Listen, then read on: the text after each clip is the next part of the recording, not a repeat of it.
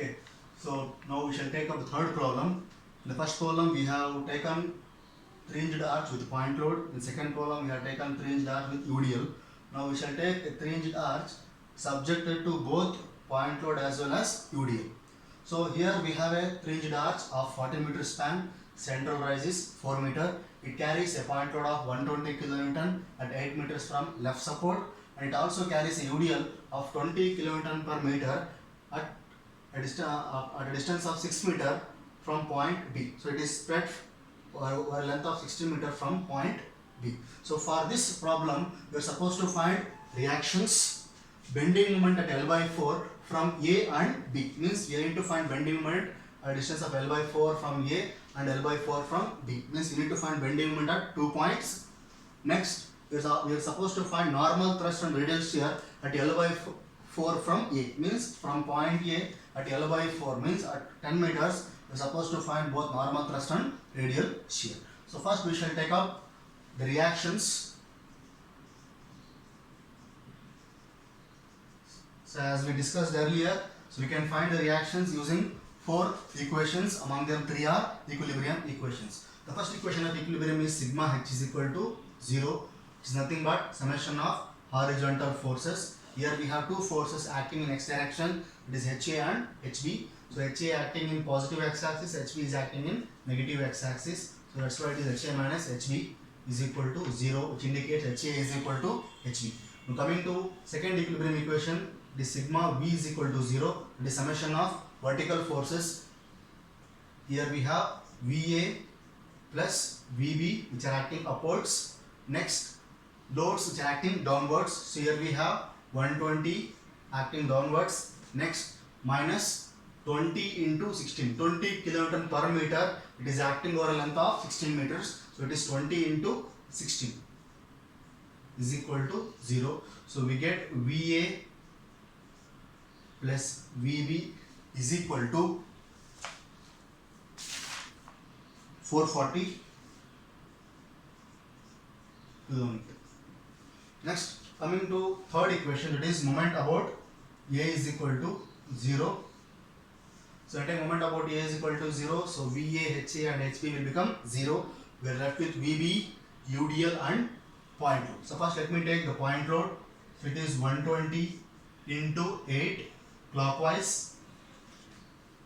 Next, 20 into 16 is the load. So from center of the UDL to point A. So 40 minus 8 will get 32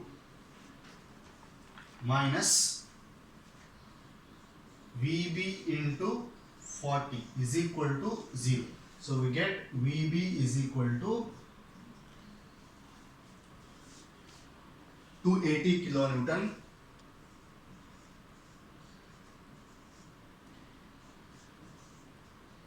and VA is equal to 160 kilonewton. Now we found VA and VB. Now we shall find what is HA and HB. So for that, I will take the fourth equation, that is bending moment at C is equal to 0. So we take bending moment at C is equal to 0. So I said you can consider one portion, either AC portion or BC portion. So this time I can take AC or BC. So I will opt for AC portion.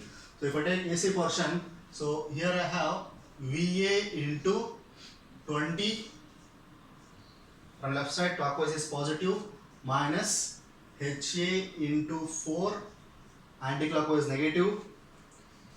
Next, 120 into 12. So from A to C it is 20, 20 minus 8 will give you, so that comes in anti-clockwise direction, that is why it is negative, or I can call it as it is producing a hogging moment. So is equal to 0. So here, I know what is VA, so now I am supposed to find what is HA. So it is equal to 160 into 20 minus 120 into 12 divided by 4. So which will give you same 440 kilonewton. So HA is equal to HB, it is equal to 440 kilonewton. So this is how you found the reactions. Now next we shall take up bending moment at quarter span from A as well as B. Okay, so for it I can draw a separate diagram, or you can go with the main diagram. So just for practice, you can draw separate diagram so it becomes easier for you to calculate. In exam you can do it directly. So I am going to draw two separate diagrams. It is bending moment at L by 4 from A. So for this, so we are going to call it as point D. So L by 4 means we will get 10 meters. So here we have HA,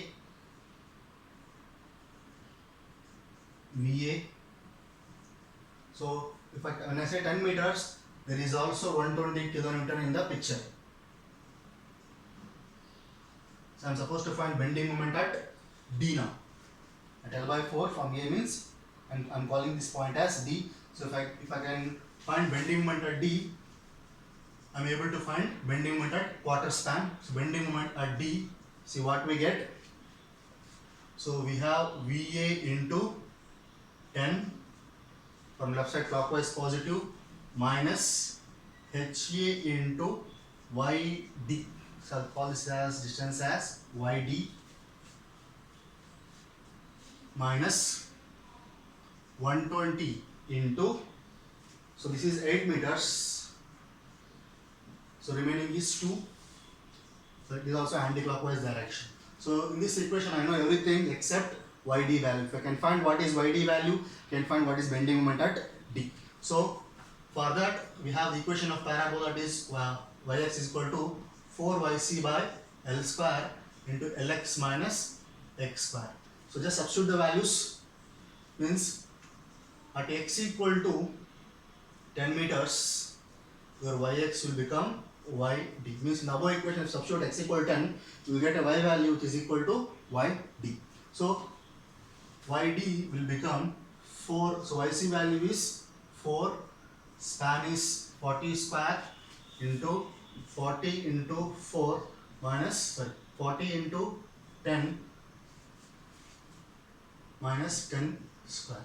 So which will give you a value of 3 meters exactly.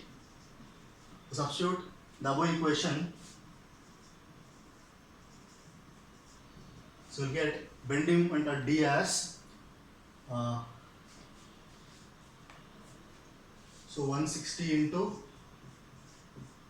10, HA value we got 440 into 3 minus 120 into, so which will give you a value of 40 kilonewton meter. This is bending moment at D. So similarly, we shall find bending moment for the other half. So again for that, you better take a separate diagram. I am going to draw this diagram separately, means I am going to take the other half for your convenience.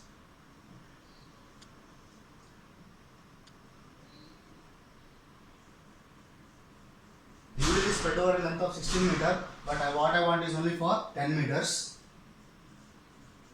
So here I have VB,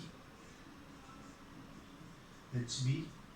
So this is 20 kilonewton per meter. I am going to call this point as E this time. Okay.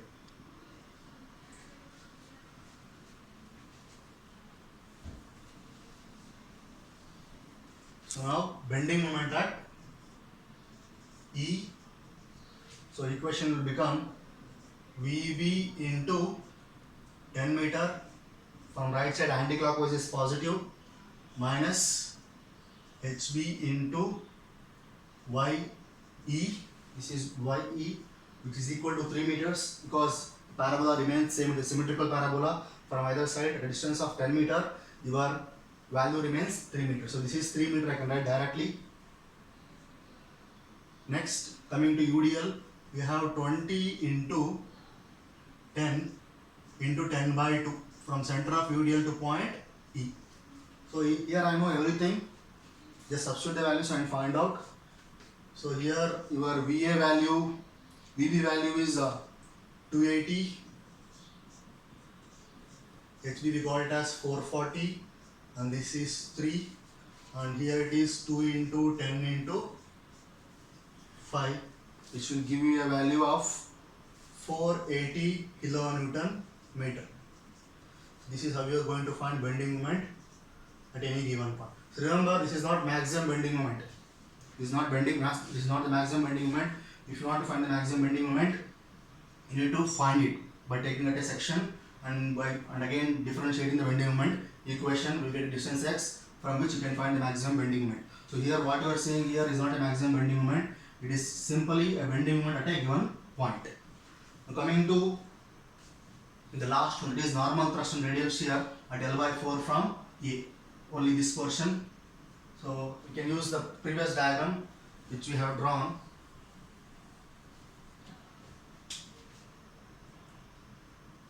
The same diagram which we have used earlier, or you can do it directly without drawing this diagram.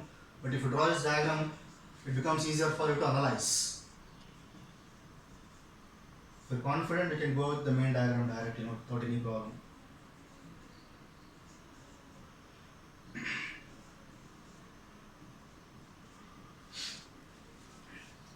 So first we shall write the normal thrust and radial shear equations. So we got h cos theta plus v sin theta, and coming to radial shear, it is h sin theta minus v cos theta.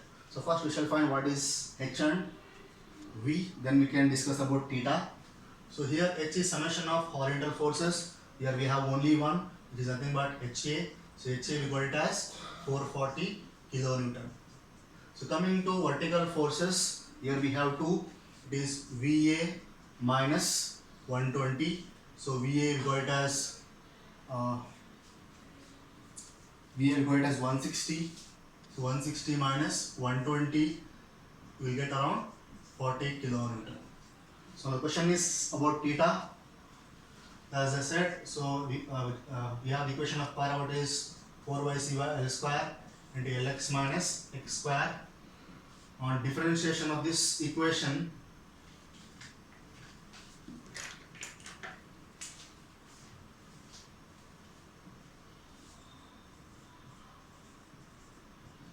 we get tan theta.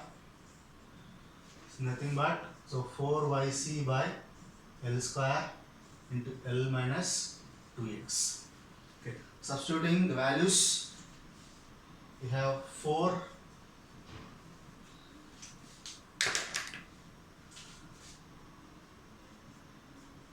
YC value, we have again it is 4 meters, span is 40, so again L is 40 minus 2 into 10 meters. We are finding this value at a distance of 10 meters. So here we get a value of 0.2. So theta is equal to tan inverse of 0.2. So we get an angle of 11.3. Substituting these values in the above equation, we get normal thrust as 439.30 kilonewton and radial shear as 47 kilonewton. Thank you.